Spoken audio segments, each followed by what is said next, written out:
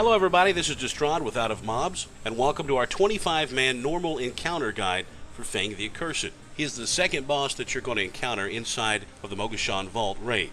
It's a 3-phase fight with a lot of different abilities that he'll use in each of those phases. We'll go over all of those in this guide. For this kill we use 6 healers, 2 tanks, and a variety of melee and ranged DPS. Again, this is a 3-phase fight, and phase 1 doesn't start until Feng hits about 95% health. That phase will then last until he gets to about 66% health. Phase 2 will begin as soon as phase 1 is over. Phase 3 will start at about 33% health, and it doesn't end until the boss is dead. Let's start by going over the abilities that Feng the Accursed is going to use throughout this encounter. First off, at the beginning and through all 3 phases of this encounter, Feng the Accursed will cast Spirit Bolts. In 10-man normal, this Spirit Bolt will target 3 random players in your raid. In 25-player difficulty, it targets 8 random players.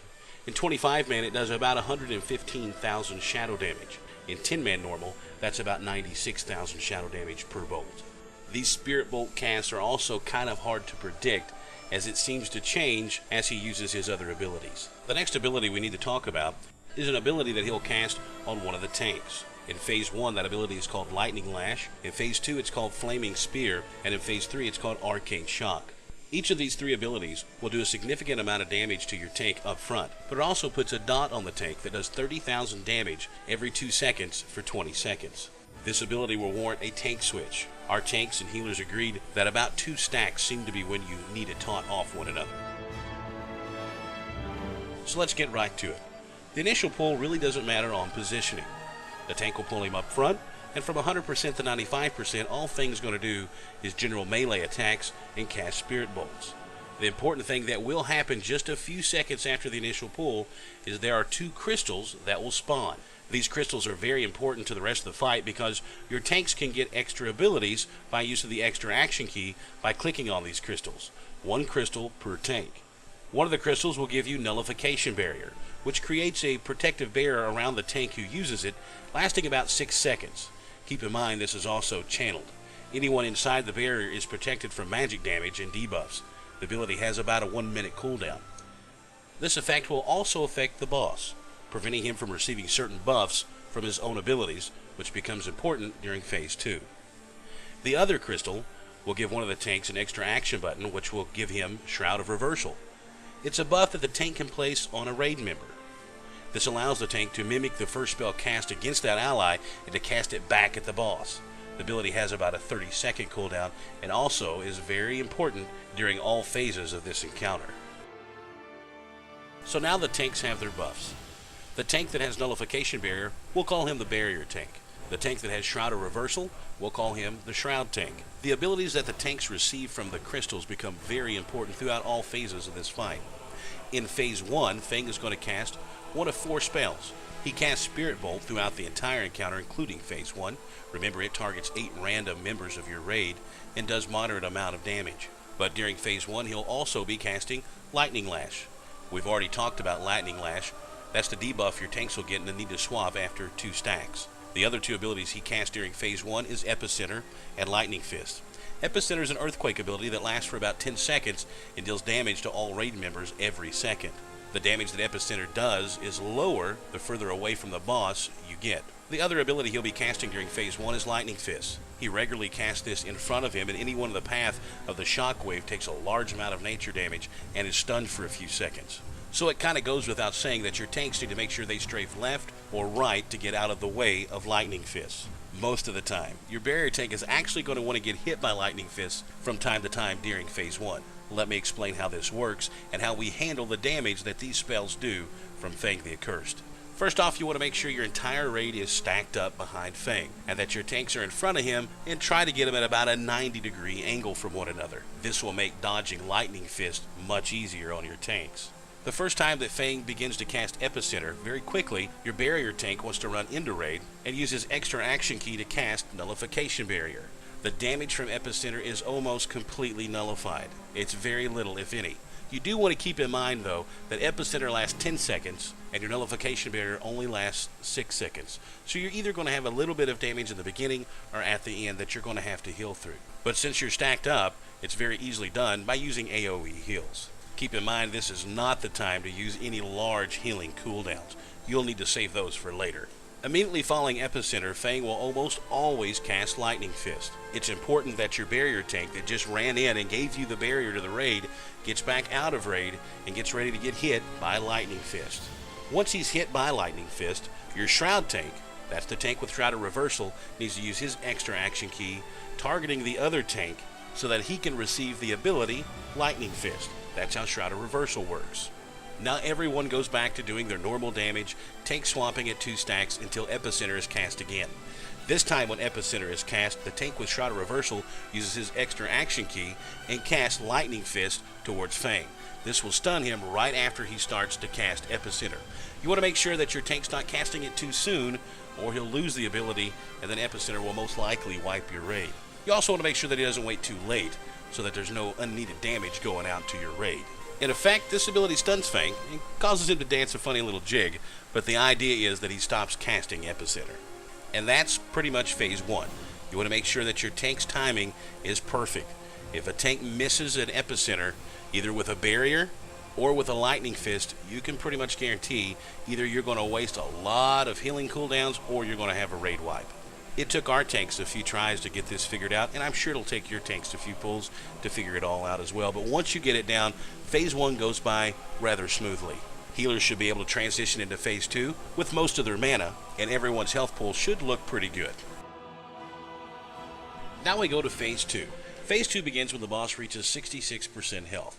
The boss will travel to the statue of the Spirit of the Spear and imbue himself with the abilities of this spirit. The 2 abilities he receives during phase 2 is Wildfire Spark and Draw Flame.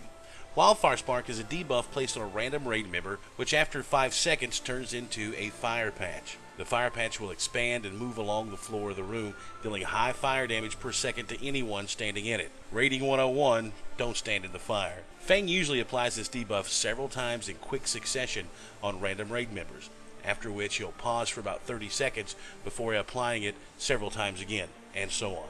During this, he'll use Draw Flame, his other ability.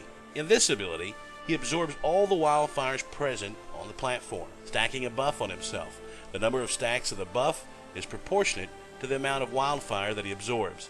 The buff causes Feng's melee swings to deal a large amount of fire damage to the entire raid. Each melee swing also removes a stack of the buff. Keep in mind that as he transitions from phase 2 into phase 3, if he has stacks of this buff, those go along with him into the next phase.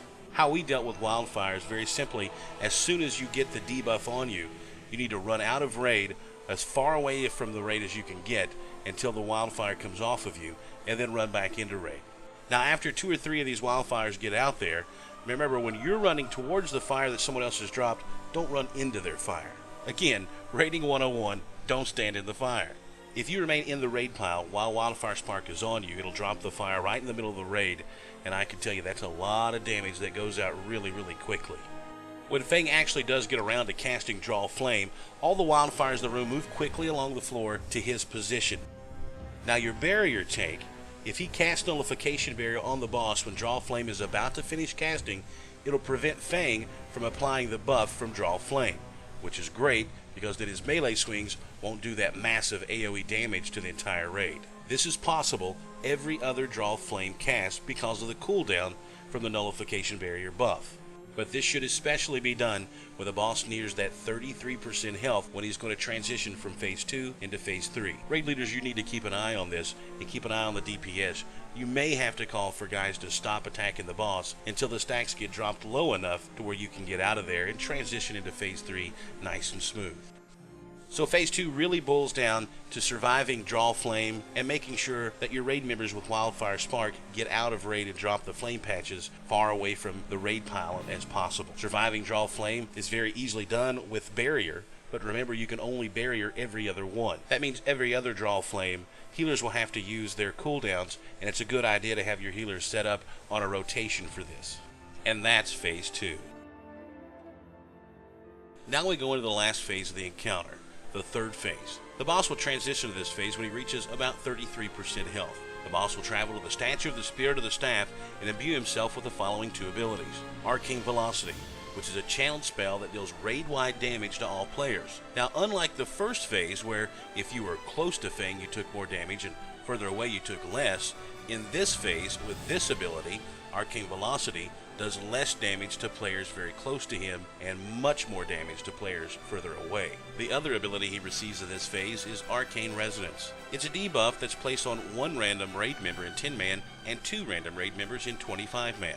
This buff causes arcane damage every second to the player that's affected by it and to all allies within 6 yards. It's also important to note that the damage is multiplied by the number of allies it affects. This ability can very quickly cause your whole raid to wipe if not handled properly. The best way that we found to handle his abilities in this phase is very simply stack your tanks in melee right in the center, right on top of Feng. Arcane Resonance seems to prefer ranged DPS players and healers. The strategy we decided to go with was to spread our ranged DPS players and our healers around the room, and we watched the counter for Arcane Velocity. Just before it was ready to go off, we made sure to collapse in one big raid pile there on the boss. However, the two players in 25-man that's targeted with Arcane Resonance need to stay away from that raid pile, at least 6 yards away. It's also important that the players that have this debuff understand they do not need to go max distance away from the raid, because they'll take much more damage from Arcane Velocity. Just far enough away to where they're not hitting the raid with their debuff, but they're also not taking max damage from that Arcane Velocity. The key to the third phase for us was understanding that just before Arcane Velocity was finished, we need to spread out almost immediately, because new Arcane Resonance debuffs were going to go out. Remember, Arcane Resonance prefers ranged DPS and healers, so melee and tanks can stay right on top of the boss. While Arcane Velocity is being cast, healers should expect a massive amount of damage to be going out raid-wide.